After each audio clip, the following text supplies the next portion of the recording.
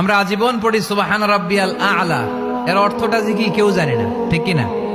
তো চোখ দিয়ে পানি নামবে কেমনে? চাইনিজ ভাষা আমাদের কাছে যেরকম, কোরআনের তেলাওয়াত আমাদের কাছে অনেকটা এরকমই। চাইনিজ ভাষার অর্থ জানি না, কোরআনের আয়াতের অর্থ জানি, কিন্তু এই কথা বললে কি আল্লাহ আমাদেরকে ছাড়বে?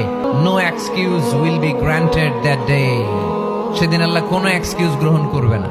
আল্লাহ, আপনি আমারে ধৈর্যশীল বানান, আপনি আমারে শুকরগুজার বান্দা বানান। আল্লাহ, আমার চোখে আপনি আমারে ছোট বানান, গোটা বিশ্বের মানুষের চোখে আপনি আমারে বড় বানান। সবাই পড়ি আমিন। আল্লাহ, ভুল করছি, আল্লাহ মাফ করে দাও, ক্ষমা করো। আমি ক্ষমা চাইতেছি, কিন্তু আমি ক্ষমা করি না আরেকজনকে। তুমি ক্ষমা করো না, তুমি ক্ষমা চাও কোন সাহসে? কোন নারীকে যদি তার চেহারার ডিজাইন তৈরি করার সুযোগ আল্লাহ দিতেন, সে নারী তাকে বিশ্ব সুন্দরী করে তৈরি করবে, ঠিক কিনা? এটা আল্লাহ আমাদেরকে দেয় নাই, এটা আল্লাহ তাআলা নিজ হাতে রেখেছে, নিজে করেছে। তাই কারো আকৃতি নিয়ে ব্যঙ্গ করলে স্বয়ং আল্লাহর সাথে ব্যঙ্গ করার শামিল। চিল্লায় বলেন ঠিক কিনা?